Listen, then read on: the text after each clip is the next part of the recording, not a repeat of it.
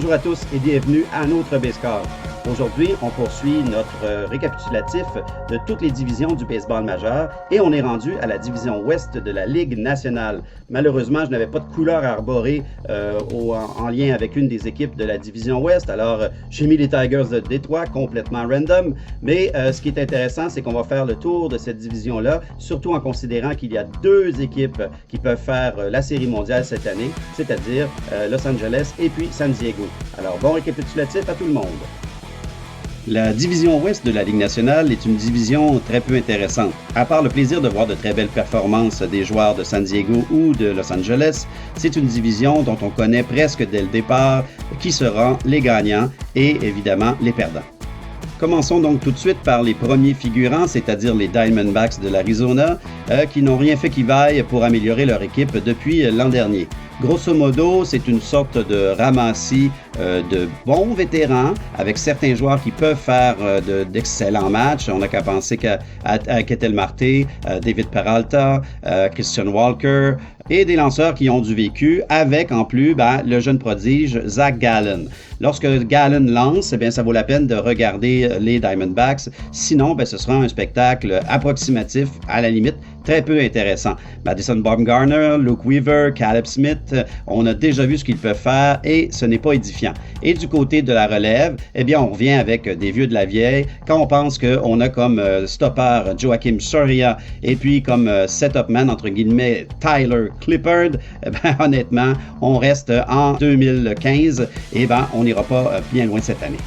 Les Giants de San Francisco, eux, ont fait quelques efforts. Ils ont amené tout d'abord Tommy Lastella, qui va jouer pour eux et sera premier frappeur probablement. Il y a la qualité inévitable et claire de Mike Yastrzemski, qui devra faire une bonne saison malgré tout. On a des vétérans comme Brandon Bell, qui a connu une de ses meilleures saisons l'an dernier, et Alex Dickerson, qui malheureusement va encore vivre probablement l'alternance au champ gauche.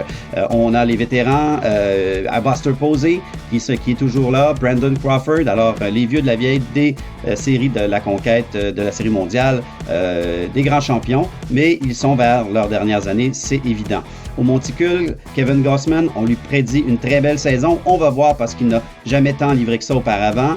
Johnny Cueto est-il encore capable de lancer? Anthony DeScalfini, est encore un projet à 30 ans. Alors tout ça fait qu'on a un groupe de lanceurs qui a de l'expérience, qui est prometteur sur certains points, mais on ne pourra pas nécessairement gagner beaucoup de matchs avec eux. Et du côté de la relève, Jake McGee à 34 ans et encore là, Tyler Rogers qui vient faire un petit tour du côté de San Francisco. Je dirais que le plus bel espoir sera Matt Whistler, qui est un ancien des Braves d'Atlanta, qui maintenant pourra peut-être même avoir sa chance pour terminer les matchs. Mais il reste qu'au départ, San Francisco est déjà éliminé des séries, malheureusement, avant que la saison commence. Aucune équipe dans le baseball n'a fait autant d'erreurs lors des 10 dernières années que les Rockies du Colorado. Un paquet d'échanges, de contrats faramineux qui ont amené des joueurs qui n'ont pas eu d'impact avec le club. L'échange, évidemment, de Nolan Arenado l'hiver dernier, a été le clou dans le cercueil. Et cette équipe-là sera avec, le grand joueur Trevor Story, qui est probablement un des meilleurs arrêts-courts du baseball, sûrement dans les 5 meilleurs, un restant approximatif et aussi de jeunes espoirs qui montent, mais qui ne sont pas encore prêts.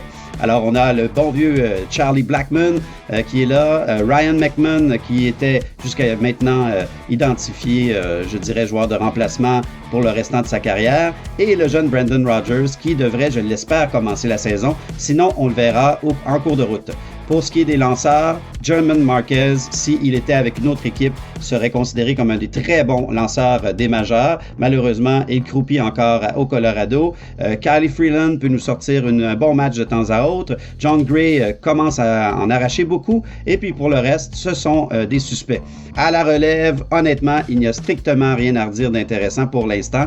On verra pendant l'année si quelqu'un se démarque. Le Colorado est déjà complètement éliminé. Il va plutôt se battre pour ne pas être la pire équipe des majeurs. Maintenant, l'équipe des aspirants champions, c'est-à-dire les Padres de San Diego, qui ont fait parler beaucoup d'eux lors de la saison morte, se sont carrément achetés probablement un club pour peut-être remporter les grands honneurs.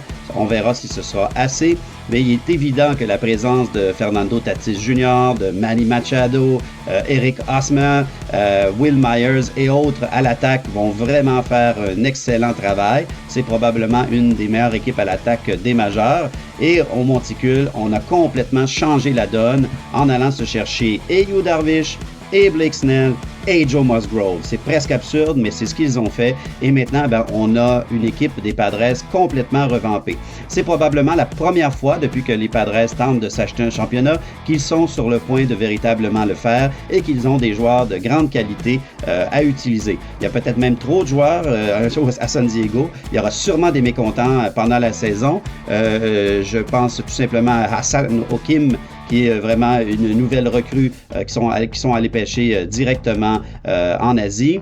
Jurickson Profar, qui a signé là-bas, mais qui a 28 ans déjà, n'a pas grand place à jouer. Et bon, au Monticule, pour les releveurs, on a beaucoup de vieux joueurs comme Mark Melanson, on a aussi Emilio Pagan, on a Drew Pomeranz. Alors, qui vraiment va finir les matchs à San Diego? On se le demande, mais la seule chose, en tout cas certain, c'est qu'il y aura quelqu'un qui va se lever et qui va être capable de faire le travail. Alors, on n'oubliera pas non plus le retour de Austin Nola éventuellement pendant la saison et on devrait avoir une équipe qui finira peut-être avec le deuxième meilleur bilan de cette année dans le baseball majeur ou au moins dans la Ligue nationale.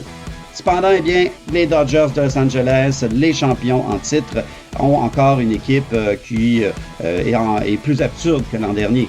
Les Dodgers étaient déjà bien en avant de tout le monde l'an dernier, alors qu'ils avaient décidé d'aller chercher le MVP, le meilleur joueur de la Ligue américaine, en la personne de Mookie Betts. Et cette année, ils se sont tout simplement payé le lanceur qui était le meilleur de la Ligue nationale l'an dernier. Alors, c'est un peu la même recette qui se répète avec les Dodgers. On a quand même une bonne base de jeunes, mais on s'assure des championnats en allant acheter le joueur, le plus gros joueur autonome à chaque année et on l'amène dans notre équipe pour augmenter encore notre capacité à gagner d'autant plus en 2021 qu'on l'a fait en 2020.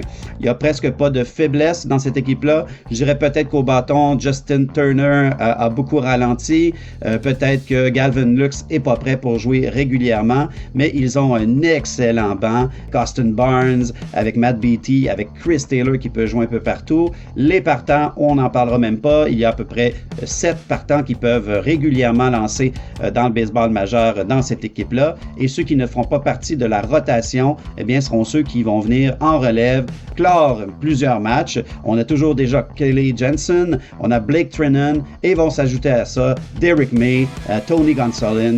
Honnêtement, je ne vois pas comment les Dodgers de Los Angeles peuvent échapper le championnat de la Ligue nationale cette année et je ne vois même pas honnêtement comment ils pourraient échapper la Série mondiale parce que LA a sécurisé, je pense, son championnat en allant chercher Trevor Bauer cette année. Alors, ils vont filer le parfait bonheur toute l'année. Évidemment, ces vétérans-là vont trouver le moyen de chialer pendant toute l'année. C'est un grand classique à LA, mais ils vont finir grand gagnant lors de la Série mondiale de 2021. J'espère que ça vous a donné une bonne idée de la division ouest de la Ligue nationale. Alors demain, on poursuit notre séquence de 6 vidéos en 7 jours. Et puis on sera dans la Ligue américaine du côté de la division ouest avec les méchants Yankees, et puis les Red Sox de Boston, ainsi que notre petite équipe canadienne, les Blue Jays de Toronto, qui devront jouer à l'extérieur du pays pour cette saison-ci, du moins pour une bonne partie de la saison. Alors on se revoit et bon baseball!